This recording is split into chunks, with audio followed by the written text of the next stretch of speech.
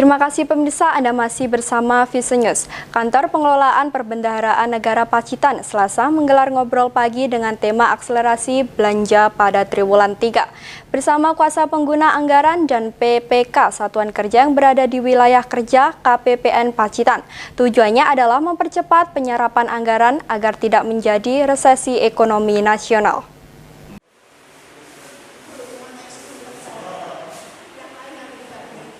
Bertempat di gedung Aula Kantor Pengelolaan Perbendaharaan Negara Pacitan, ngobrol pagi dihadiri seluruh kuasa pengguna anggaran dan PPK Satuan Kerja yang berada di wilayah kerja KPPN Pacitan. Di antaranya Polres Pacitan, Kementerian Agama, Komisi Pemilihan Umum dan sejumlah sekolah di Pacitan. Kegiatan ngobrol santai tersebut dibuka oleh Kepala KPPN Pacitan, Ana Saryasi, dalam sambutannya mendorong kepada seluruh satker untuk mempercepat penyerapan anggaran pada triwulan ketiga yang meliputi belanja barang dan belanja modal. Jika serapan anggaran di kuartal 3 masih seperti biasa, tidak hanya akan menumpuk di akhir tahun, namun akan memperburuk kondisi perekonomian mendatang. Masing-masing satker mengungkapkan permasalahan yang mereka hadapi, yang membuat lambatnya penyerapan anggaran di triwulan ketiga ini.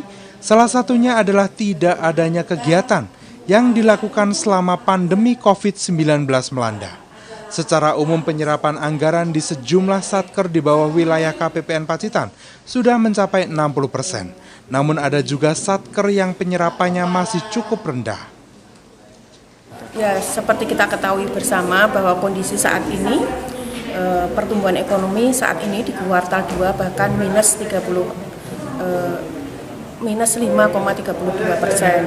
Nah, dan kita juga tahu bahwa saat ini sektor-sektor yang lain itu hampir mandek gitu ya. Dan belanja pemerintah itu menjadi satu-satunya harapan untuk pertumbuhan ekonomi di kuartal ketiga. Jadi triwulan 3 ini tidak boleh gagal dalam mengejar pencairan, meskipun tetap harus memegang kaidah-kaidah di dalam tata pengelolaan dan akuntabilitas. Ya. Nah, ini tidak boleh gagal, makanya harus